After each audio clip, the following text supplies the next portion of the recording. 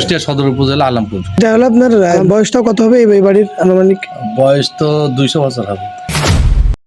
পরবর্তীতে আমরা যখন বসবাস করি তখনও ভালো ছিল, কিন্তু ইদানিং সবুজ ভূমির ফেসবুক এবং ইউটিউব থেকে দেশ এবং বিদেশ থেকে যে যেখান থেকেই দেখছেন সবাইকে জানাই স্বাগতম।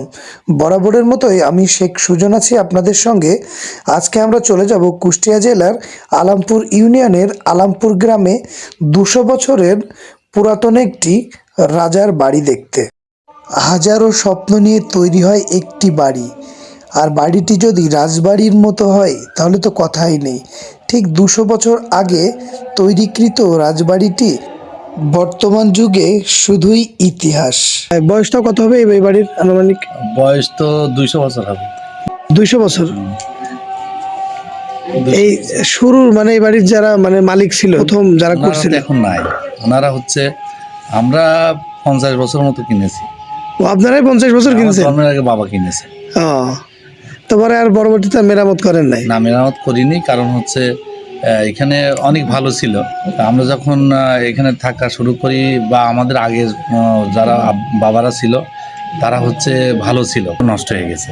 আর যেহেতু আমাদের বাবাদের 4 ভাগ, এই জন্য মেরামত করার ওইভাবে ইয়ে হয়নি। অনেকেই এখানে 3 তালা ছিল, ওই 3 তালাটা ভেঙে এক চাচা বিক্রি করেছেন। হলো এই বাড়িটার নাম কি? নাম কি? এটা বাড়িটার নাম হচ্ছে মোটামুটি করিম শাহ বাড়ি আর কি। আমার বাবার নাম শাহ মোহাম্মদ আব্দুল করিম। আচ্ছা আচ্ছা। আর এই গ্রামের নাম কি? আলমপুর, কুষ্টিয়া সদর উপজেলা আলমপুর গ্রাম। কথায় আছে মানুষ চলে যায় রেখে যায় স্মৃতি। ঠিক আজ থেকে 200 বছর আগে যিনি বাড়িটি তৈরি করেছেন এবং যে মিস্ত্রি এই বাড়িতে কাজ করেছেন তারা কেউই পৃথিবীতে নেই। ঠিক তেমন আমরাও থাকবো না একসময় এই পৃথিবীতে, এটাই বাস্তব।